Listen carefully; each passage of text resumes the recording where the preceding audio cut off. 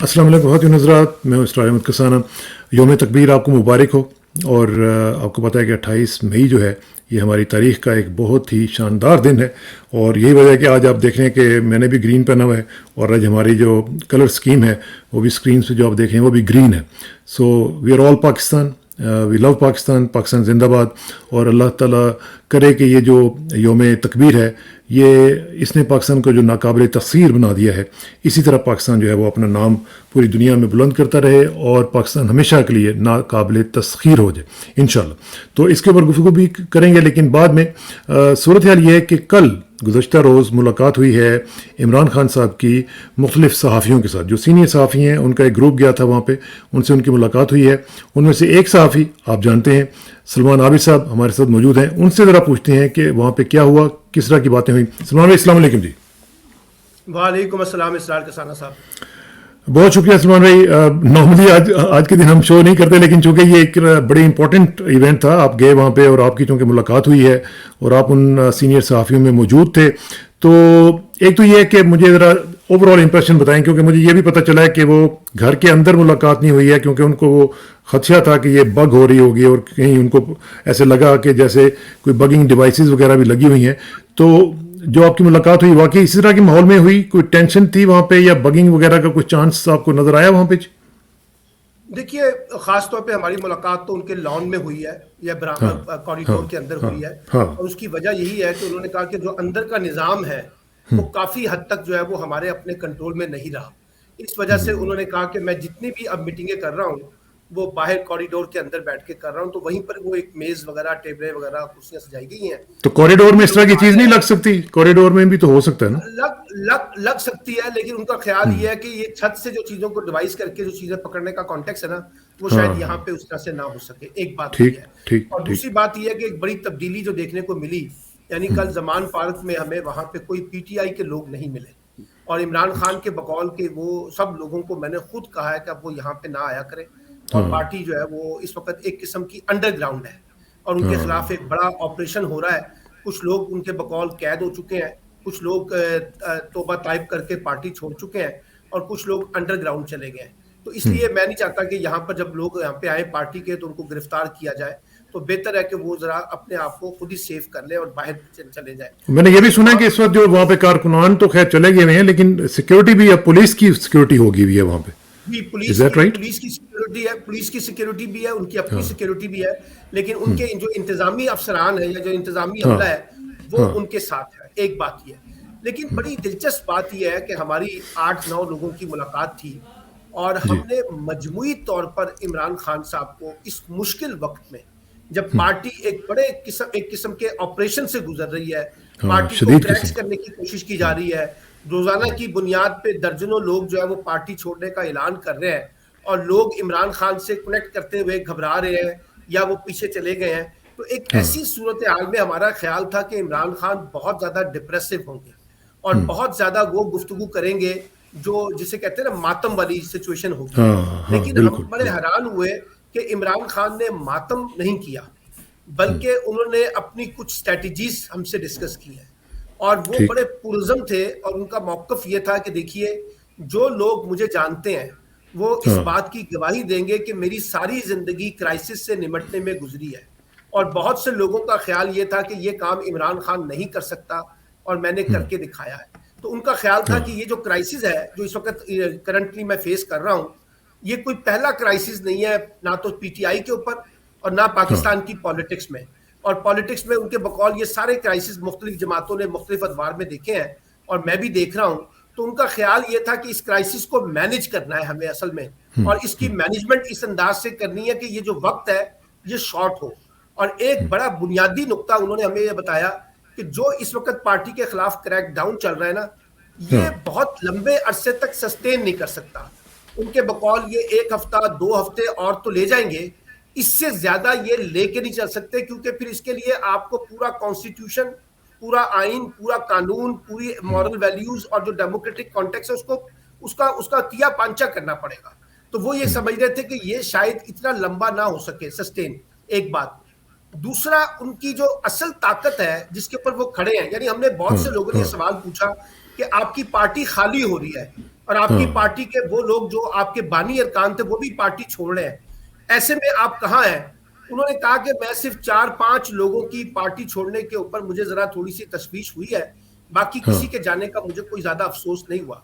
यानी शीरी मजारी के बारे में उन्होंने शरीम कहा। जारे साहब। उसके बाद उन्होंने इमरान इस्माइल के बारे में कहा, अली जैदी के बारे में कहा, फवाद चौधरी के बारे में कहा। बाकी जनरली उनका ख्याल था कि ये ज्यादातर लोग वो हैं, मुसरत चीमा के बारे में कहा, जमशेद इकबाल चीमा के बारे में, कि ये वो लोग हैं जिन जो बड़े लॉयल थे हमारे साथ ना, और वो शुरू से मेरे साथ है। लेकिन उन्होंने कहा हर एक का अपना टेम्परामेंट होता है मुजाहमत को फेस करने का।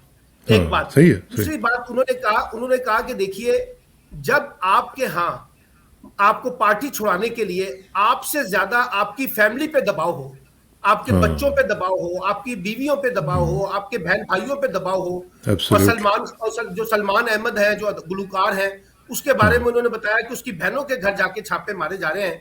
तो उन्होंने कहा कि फिर मुजाहमत जो है ना वो जरा फैमिली की खातिर ठंडी पड़ जाती है। हो जाती। उन्होंने कहा कि ये मैं देख रहा हूं, लेकिन मैं इसलिए परेशान नहीं हूं कि मेरा बिलीव ये है कि मेरी जो रियल फोर्स है ना वो मेरा वोट बैंक है, वो वोटर्स हैं, अवाम है। लेकिन एक चीज जो मैंने सुना है कि परेशानी नहीं है। एक चीज मैंने सुनी कि जब फवाद चौधरी साहब का जिक्र आया तो वो कह रहे थे कि कुछ लोग जो हैं वो डबल विकेट पे खेलते हैं, तो दोनों विकेट के दोनों जानिब खेलते हैं। तो देखिए, वो उन्होंने सिर्फ फवाद चौधरी के बारे में नहीं कहा, बल्कि फवाद चौधरी के बारे में उन्होंने एक बड़ा पॉजिटिव वर्ड ये कहा कि इस फवाद चौधरी ने पार्टी में बड़ी मेहनत की थी और मेहनत करके उन्होंने अपना नाम बनाया पार्टी के अंदर। लेकिन उन्होंने कहा हमारे यहाँ बेशतर लोग जो हैं वो एक ही वक्त में डबल विकेट पे खेलते हैं। वो मुझे भी कुछ बताते हैं, उधर भी कुछ बताते हैं, तो उसमें उनका इशारा बराह रास्त फवाद चौधरी की तरफ नहीं था। लेकिन जो उन्होंने कहा कि जो लोग छोड़ के गए इनमें से कुछ लोग ऐसे हैं जो डबल विकेट के ऊपर खेल रहे थे। एक बात ठीक है। अच्छा, उनका जब मैंने खुद बराह रास्त उनसे ये सवाल किया कि खान साहब आपको यकीन है कि ये इंतखाबात करा देंगे, तो उन्होंने कहा कि नहीं, मुझे कोई यकीन नहीं है। उसकी वजह यह है कि ये इंतखाबात उस वक्त कराएंगे जब ये मुझे क्रैश कर देंगे, क्योंकि उनके बकौल इस वक्त जो एजेंडा है, और वो ये कहते हैं कि ये एजेंडा एस्टैब्लिशमेंट का भी है, यानी सिर्फ मेरे मुखालफिन का नहीं है, यानी एस्टैब्लिशमेंट का भी है। वो मुझे डिस्क्वालीफाई करना चाहते हैं, वो मेरी जमात पे पाबंदी लगाना चाहते हैं, वो मुझे कत्ल करना चाहते हैं, वो मेरे हाथ पैर बांध के मुझे मैदान से अपना बाहर निकालना चाहते हैं। तो उनके ख्याल के मुताबिक जब ये होगा तो वो इलेक्शन कराएंगे। अभी तो वो इलेक्शन नहीं कराएंगे, तो इमरान खान को डाउट है इलेक्शंस के बारे में, और वो अब जुडिशरी से भी क्या समझते हैं कि जुडिशरी भी बहुत ज्यादा दबाव का शिकार है और वो अपनी सियासी मजबूरियां, अपनी इंतजामी मजबूरियों में फंसी नजर आती है। वो तो नजर आ रहा है। बड़ा फैसला जो है वो आपको जुडिशरी भी नजर नहीं आएगा। एक सवाल जब हमने उनसे पूछा कि अब आप कोई मुज़ाकरात हुकूमत के साथ, उस पर बड़ा उन्होंने दो टोक अंदाज में कहा कि देखिए, हुकूमत के पास देने के लिए कुछ नहीं है, जिनके पास है वो आपकी एस्टैब्लिशमेंट है, आपके चीफ हैं।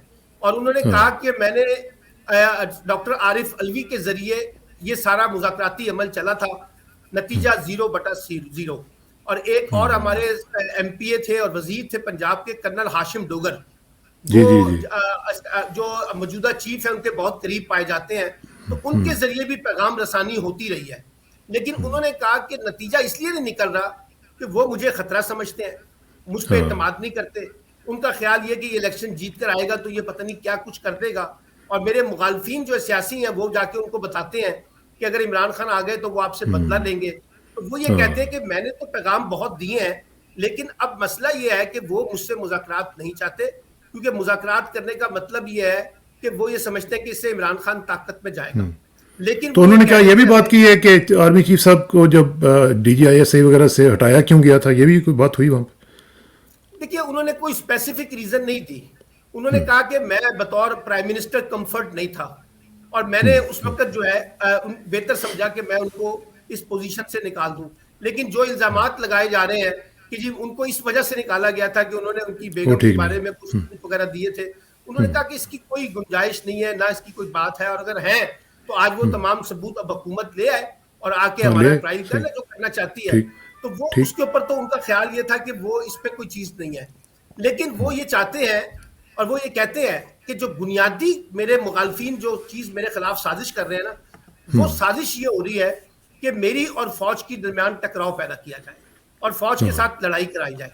उन्होंने कहा कि मैं बार बार ये बात कर चुका हूं कि पाकिस्तान फौज के बगैर कुछ नहीं है, और पाकिस्तान अगर पाकिस्तान सरवाइव कर रहा है तो वो इस फौज की वजह से सरवाइव कर रहा है, और इस वजह से मैं फौज के साथ ताल्लुकात बेहतर बनाना चाहता हूं।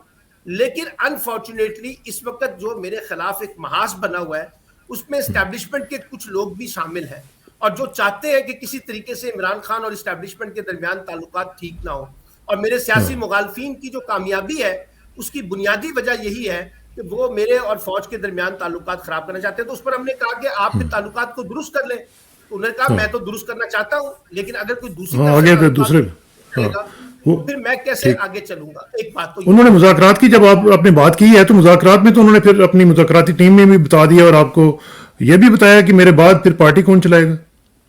देखिए, ये सवाल ये हुआ था कि अगर आपको गिरफ्तार कर लिया गया दोबारा तो फिर पार्टी कौन चलाएगा। तो उसने कहा कि जो पार्टी की सीनियर लीडरशिप है, शाह महमूद कुरैशी हैं, परवेज खटक हैं, असद कैसर हैं, असद उमर हैं, ये लोग पार्टी को रन करेंगे। वहां एक सवाल हमारे दोस्त अली मुमताज ने पूछा कि जी ये मुराद सईद के बारे में क्या ख्याल है। तो उन्होंने कहा कि देखिए वो अभी नौजवान है, वो मुस्तकबिल का तो लीडर हो सकता है, लेकिन इस वक्त जो सीनियर लीडरशिप है वो पार्टी को लेकर आगे चलेगी। एक बात, लेकिन उन्होंने ये बात बड़ी वाज़ेह तौर पे कह दी है कि जो लोग ये समझ रहे हैं ना कि मैं विड्रॉ कर लूंगा पॉलिटिक्स से, उन्होंने कहा कि मैं नहीं विड्रॉ करने वाला, मैं यहां बैठा हूं, आप ये सारे एडवेंचर करके देख लें।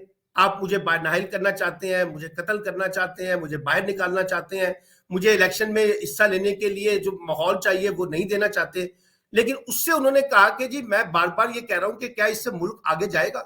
ये सवाल उन्होंने हमारे सामने रखा और उन्होंने कहा कि आप हमें बताइए, आप जितने जर्नलिस्ट यहाँ पे आए हैं, क्या आपका ख्याल है कि इससे मुल्क तरक्की कर सकता है?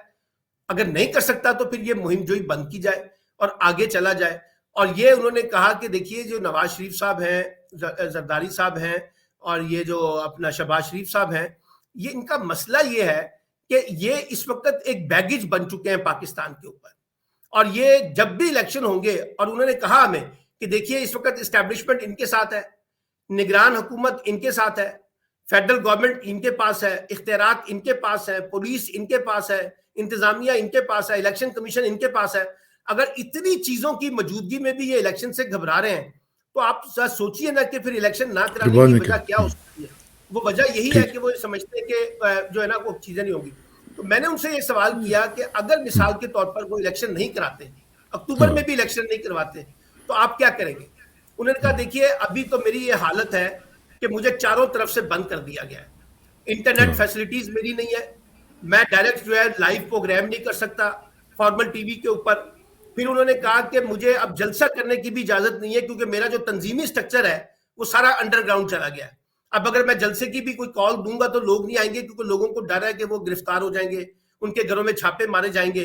तो अब तो उन्होंने कहा कि मेरी इस वक्त फिर मेरे राब्ते में भी नहीं हूं, बेशतर लोग मेरे जेल के अंदर है या पार्टी छोड़ गए हैं या अंडरग्राउंड चले गए हैं। तो इस वक्त तो वो ये कहते हैं कि मेरी सारी की सारी पॉलिटिकल एक्टिविटीज बैन कर दी गई हैं अमली तौर के ऊपर, और बाकायदा एक जिद है कि किसी तरीके से इमरान खान को जो है ना दीवार से लगाया जाए। अच्छा, ये सवाल भी पूछा कि वो जो मरियम कहती थी कि लेवल प्लेइंग फील्ड होगी तो इलेक्शन होंगे, तो उन्होंने कहा कि देखिए ना कितनी शानदार लेवल प्लेइंग फील्ड हो गई है, तो उनसे कहें मरियम को अब इलेक्शन करवा दें, इससे बेहतर मौका तो फिर आपको कोई नहीं मिलेगा। वो जलसे भी कर रही हैं, वो तो जलसे भी कर रही हैं, वो इलेक्शन भी करवा दें। फिर उन्होंने एक और बात बड़ी अच्छी ये की कि जब हमने उनसे पूछा कि अमेरिका आपके पीछे है, ये तासुर दिया जा रहा है कि अमेरिका आपको सपोर्ट कर रहा है, तो उन्होंने बड़ा वाज़ेह अंदाज में कहा कि अमेरिकन गवर्नमेंट के साथ ना मेरा कोई कनेक्शन है, ना मैं किसी राब्ते में हूं, और ना मुझे वो सपोर्ट कर रहे हैं। उन्होंने अलबत्ता ये एतराफ किया कि अमेरिका के अंदर जो सेनेटर्स हैं मुख्तलिफ जमातों के, वो मेरे मौकफ के साथ मेरी तायीद कर रहे हैं, और वहां की सिविल सोसाइटी मेरी तारीफ कर रही है, वहां का मीडिया मेरे मौकफ को आगे लेके चल रहा है, वहां के इंटेलेक्चुअल्स जो हैं, थिंक टैंक्स, वो मुझे सपोर्ट कर रहे हैं। अमेरिकन गवर्नमेंट सपोर्ट नहीं कर रही, उनका मौकफ ये है। एक बात। दूसरा, जब हमने उनसे सवाल किया कि ये कहा जा रहा है कि सऊदी अरब और बाकी ममालिक भी आपके पीछे है, उन्होंने कहा कि देखिए अगर मेरे पीछे होते तो आपका ख्याल है ये जो सख्ती इस वक्त मेरी पार्टी के ऊपर आई हुई है, फिर ये सख्ती क्यों होती, और आपका ख्याल है कि ये एस्टैब्लिशमेंट जो है ये उनकी बात ना मानती। तो उन्होंने कहा कि ये सारे प्रोपेगेंडा है, और फिर ये उन्होंने कहा कि देखिए मेरे ऊपर इल्जामात की बौछार कर दी गई है और हर रोज नए इल्जामात के साथ मैं इस वक्त फेस कर रहा हूँ सिचुएशन को। वो हेल्थ लेकिन मिनिस्टर की भी बात आई सामने या नहीं? वो सवाल हमने उनसे पूछा था कि आपके खिलाफ 2 काम हुए हैं, एक हेल्थ मिनिस्टर वाला और एक हाँ ये कि मुख्तलिफ शहरों में आपके बारे में बैनर लग गए गद्दारे वतन के बारे में। तो फिर उन्होंने हम्म, मिसाल दी कि आपको याद होगा कि शेख मुजीब के साथ क्या हुआ था जब वो हाँ 162 में से 159 सीटें जीत गए थे, तो उन्हें भी हमने गद्दार करार दे दिया था। भट्टो साहब के बारे में भी ये कहा गया था, तो उन्होंने कहा ये गद्दारी का जो सर्टिफिकेट है, ये इससे अगर आवाम देगी। पाकिस्तान की सियासत का भला हो सकता है तो कर ले, लेकिन इसका हाँ फैसला भी अवाम करेंगे बुनियादी तौर पे कि अवाम क्या चाहते हैं। तो आप इलेक्शन अच्छा करवाएं, एक फेयर इलेक्शन करवा दें, ये फिर हम देख लेंगे हाँ नतीजा जो आएगा। तो अच्छा, फिर ठीक मैंने उनसे ये पूछा, एक सवाल बड़ा इंपॉर्टेंट हुआ कि अगर इलेक्शन फेयर नहीं होता, इलेक्शन फेयर नहीं होता और आपको इसी तरह से हाथ पैर बांध के मैदान में उतारा जाता है, तो उन्होंने कहा कि अव्वल तो नताइज कोई तस्लीम नहीं करेगा और दूसरा कि ये किया कि उससे कोई पॉलिटिकल क्राइसिस रिजॉल्व नहीं होगा बल्कि आगे बढ़ जाएगा। एक बात उन्होंने बड़े जबरदस्त तरीके से की, उन्होंने कहा कि देखिए जो पाकिस्तान का मौजूदा पॉलिटिकल क्राइसिस है ना, इकोनॉमिक क्राइसिस है, स्टेट क्राइसिस है, इसके लिए एक कुलेशन टाइप कमजोर हुकूमतें हमारी जरूरत नहीं है। हमारी जरूरत एक मजबूत और मुस्तहकम हुकूमत है जिसके पास वाजे मैंडेट हो, वो वाजे मैंडेट के साथ आके रिफॉर्म्स करे और रिफॉर्म्स भी एग्रेसिव किस्म की करे ताकि पाकिस्तान आगे बढ़ सके। लेकिन अगर हमने 5-5, 6-6 वोटों की बुनियाद के ऊपर हुकूमतों को बनाना है हाँ हाँ और हाँ इसमें इतनी ज्यादा कुलेशन गवर्नमेंटें डाल देनी है पार्टनर्स, ताकि जो लोग एक दूसरे को ब्लैकमेल करें, तो इसका मतलब है पाकिस्तान पॉलिटिकल और इकोनॉमिक स्टेबिलिटी की तरफ आगे कभी भी नहीं। नहीं जा सकता। हाँ ठीक है। अच्छा एक चीज़ मुझे बताएं जरा, थोड़ा सा आपका जो जनरल इंप्रेशन है, आपने कहा कि बड़े पूरा इत्मीनान थे, उनके अंदर कॉन्फिडेंस भी था, सारा कुछ था, लेकिन क्या आप समझते हैं कि ये वो जेन्युइन था, या जैसे एक होता है कि बंदा कई दफ़ा दिखाने के लिए भी कर रहा होता है, तो अगर तो ये अनफाउंडेड था ऑप्टिमिज्म और ये कॉन्फिडेंस, तो फिर तो वो अच्छी चीज़ नहीं है, लेकिन अगर जेन्युइन था तो फिर ठीक है, जाहिर है कि अपनी तबीयत भी होती है इंसान की। हमारे दोस्त अमीर अब्बास ने उनको कहा कि इमरान खान साहब आप अंडर एस्टिमेट कर रहे हैं अपने सियासी मुखालफिन को और वो आखिरी हद तक जा सकते हैं। तो इमरान खान ने कहा कि देखिए आप इस तरह की बातों पे ज्यादा सोचते हैं, मैं इस तरह की बातों पे कम सोचता हूं। मैं आपको एक बात बताऊं, उन्होंने कहा एक डिवाइन इंटरवेंशन होती है, खुदाई जिसे कहते हैं मुदाखलत। उन्होंने कहा कि देखिए वो जो भी प्लान कर रहे हैं वो प्लान करते रहें, मैं इस बात पे यकीन रखता हूं कि अगर मैंने परफॉर्म करना है, इक्तदार का हिस्सा बनना है, सियासत में आगे बढ़ना है, तो एक हाँ डिवाइन मुदाखलत जो है ना वो मेरे साथ चलती है, जो कदम कदम पे मेरा साथ देती है। और वो उन्होंने कहा कि ये देखिए जिस तरीके से पार्टी के लोगों से इस्तीफे लिए जा रहे हैं ना, इसका फायदा मुझे ज्यादा हो रहा है क्योंकि लोगों को पता चल रहा है कि किस तरीके से इस्तीफे लिए जा रहे हैं, किस डर के साथ और किस खौफ के साथ। तो उन्होंने कहा कि इसका उल्टा रिएक्शन जो है ना वो उल्टा पड़ रहा है हुकूमत पे और एस्टैब्लिशमेंट पे, इसका फायदा कोई नहीं होगा। अच्छा, दूसरी बात यह है कि जो लोग इमरान खान को जानते हैं वो ये भी जानते हैं कि इमरान खान जो है फाइटर है। मैं कई दफा इमरान खान से मिल चुका हूं, वो हमें हर दफा एक ही बात कहते थे जब इक्तदार में भी होते थे, वो कहते थे हाँ देखिए अगर आप हार मान लेते हैं ना तो फिर इसका मतलब है आप जीत नहीं सकते। मैं हाँ हार नहीं मानूंगा। और ये उन्होंने कहा कि मुझे अगर नए सिरे से भी पार्टी बनानी पड़ी ना और नए नीचे से दोबारा अपने आप को खड़ा करना पड़ा, तो आप यकीन कीजिए उन्होंने कहा कि मैं भागूंगा नहीं, मैं नीचे से दोबारा स्टार्ट करके आगे बढ़ूंगा। ये जो मेरे बारे में उन्होंने कहा है ना कि जो तस्वीर फैलाया जा रहा है कि मैं बाहर भाग जाऊंगा, मैं शायद हाँ कोई उनसे एनआरओ लेना चाहता हूं, उन्होंने कहा ऐसा कुछ नहीं होगा, मैं पाकिस्तान में हूं। लेकिन वो बड़े ऑप्टिमिस्ट हैं कि हालात जो है, ये जो अंधेरा इस वक्त बेहतर नजर आ होंगे। रहा है, खौफ के बादल है, ये टूटेंगे और ये बहुत लंबे अरसे तक नहीं चल सकेंगे। एक बात उन्होंने शीरी मजारी के बारे में बड़ी तारीफ की हाँ और उन्होंने हाँ कहा कि मुझे सबसे ज्यादा अगर कोई दुख हुआ है तो वो अली जैदी, इमरान इस्माइल और इनके बारे में, शीरी मजारी के बारे में हुआ है। ये बड़े कमिटेड किस्म के लोग थे और बड़े जबरदस्त किस्म के लोग हैं। और ये भी उन्होंने पाकिस्तानी मीडिया के बारे में बड़ी मायूसी का इजहार किया है।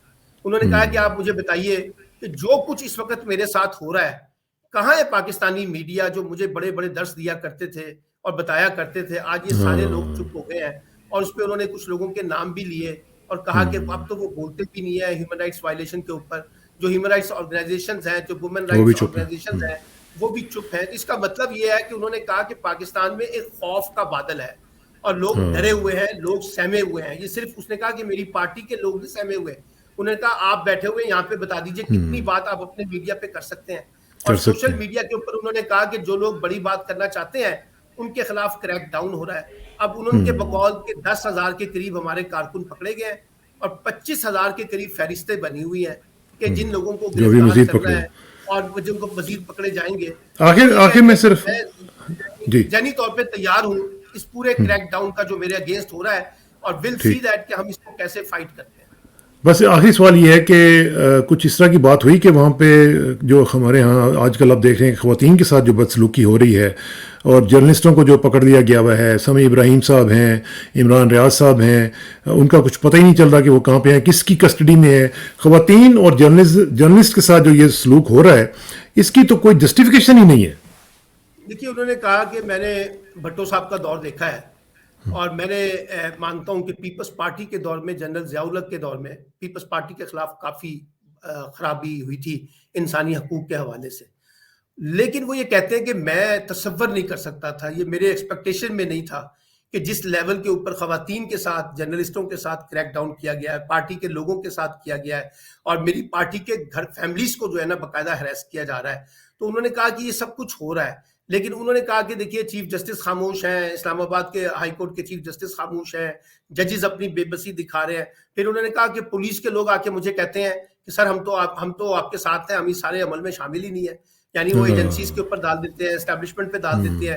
तो उन्होंने कहा कि ये जितनी ह्यूमन राइट्स वायलेशन हो रही हैं, अगर इससे कोई ये समझ रहा है कि इस हुकूमत का मुकदमा या एस्टैब्लिशमेंट का मुकदमा कोई बेहतर अंदाज में पेश हो सकेगा, वो इस खुशफहमी को पूरा करें, लेकिन दूर कर लें, ऐसा नहीं होगा। और ऐसा नहीं उन्होंने होगा। कहा कि मैं इंटरनेशनल ऑर्गेनाइजेशंस को भी मतवज्जा कर रहा हूँ और उनको बता रहा हूँ कि पाकिस्तान में किस तरीके से ये चीजें हो रही हैं। खासतौर पे उन्होंने खवातीन के बारे में कहा कि जो टॉर्चर उनके साथ किया जा रहा है और जिस हाँ, जैनी अजियत से उनको गिरफ्तार किया गया, जिस जैनी अजियत से उनके खानदान को बहुत तकलीफें दी जा रही हैं, वो उन्होंने कहा कि एक लम्हा फिक्रिया है कि पॉलिटिकल वर्कर्स को, जो पाकिस्तान में नए नए नौजवान आए थे, उनको डराया जा रहा है, धमकाया जा रहा है। और एक बात उन्होंने ये की कि लोग ये कह रहे हैं कि जी इमरान खान की पार्टी खत्म हो गई है, लोग अब छुप गए हैं, अब लोग दोबारा नहीं आएंगे, लोग बाहर नहीं निकलेंगे।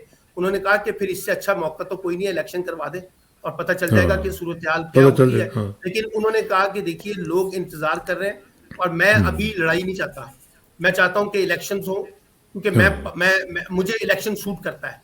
लेकिन अगर इलेक्शन नहीं होते तो फिर उसके बाद मैं अपनी स्ट्रेटेजी जो है ना वो नहीं दूंगा, जो बनाएंगे। एक बड़ी रेजिस्टेंस के तौर पर सामने आएगी। लेकिन ठीक। फिलहाल मैं चाहता हूं कि एक मुज़ाकरात के जरिए, बातचीत के जरिए, दो तरफा मामलात के साथ, अंडरस्टैंडिंग के साथ जो है। अच्छा, एक सवाल उनसे पूछा गया कि कभी आपको रियलाइज होता है कि कुछ आपसे गलतियां हुई हैं? तो उन्होंने हाँ, कहा कि जिंदगी में इंसान बहुत सी गलतियां करता है और हाँ आजकल करते मेरे हैं। पास ये सोचने के लिए काफी वक्त है और मैं सोच रहा हूँ कि कौन सी ऐसी चीजें जो मुझे नहीं करनी चाहिए थी, नहीं और करनी इंशाल्लाह चाहिए। उन्होंने कहा कि आगे जाकर मैं उन चीजों को रिपीट नहीं करूंगा। तो वो बड़े ऑप्टिमिस्ट नजर आए हैं फाइट करने के हवाले से। इतनी जल्दी इमरान खान लूज नहीं करेंगे अपने आप को और ना पार्टी इस तरह से खत्म होगी। जब हमने उनसे कहा ना कि आपकी पार्टी को बैन कर दिया जाएगा, तो उन्होंने कहा ये भी शौक पूरा कर लें। उन्होंने कहा कि जब आपको डिस्क्वालीफाई कर दिया जाएगा, तो उन्होंने कहा कोई मसला नहीं, मैं बैठा हुआ हूँ। यानी उन्होंने कहा कि मैं यहीं पर हूँ, मैं कहीं नहीं जा रहा और मैं पार्टी को एक फाइट इस करूंगा। शेप में फाइट करूंगा आगे लेके चलूंगा।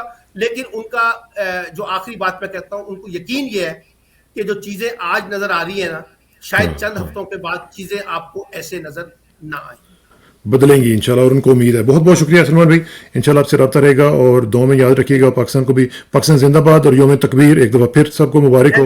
अल्लाह ताला सब। बहुत शुक्रिया जी। अस्सलाम वालेकुम जी। अस्सलाम वालेकुम।